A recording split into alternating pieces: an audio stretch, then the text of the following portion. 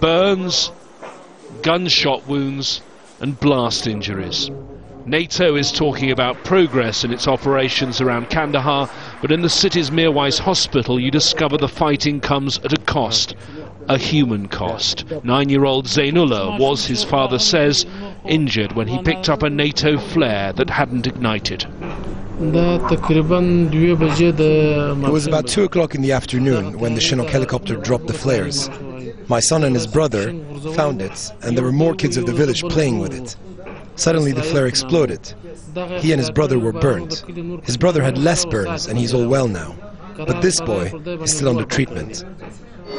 Some of those being treated in this hospital, which is jointly run by the International Committee of the Red Cross and the Afghan government, are young men of fighting age, but most of the patients are without doubt civilians, many children. This is already the busiest hospital in southern Afghanistan.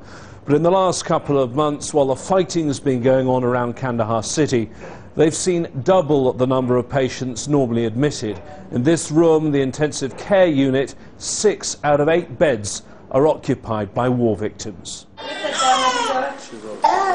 The hospital director says both the war wounded and the sick often suffer because the fighting means they cannot be brought to hospital for days. Complicated cases in our hospital because they are delaying to come in the hospital. So maybe we have high mortality rate in the hospital, that we get complicated cases, delayed cases.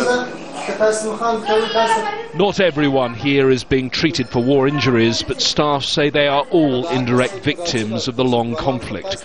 6-year-old Khalida, here with her grandmother, has been sick for a month. She couldn't come to hospital until a few days ago because the road was blocked by fighting. She cries as she explains that only 5 months ago her father was killed in an explosion.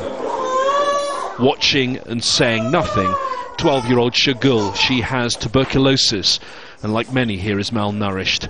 Another victim of the poverty and disruption caused by a conflict that's been going on throughout her short life. James Bays, Al Jazeera, Kandahar.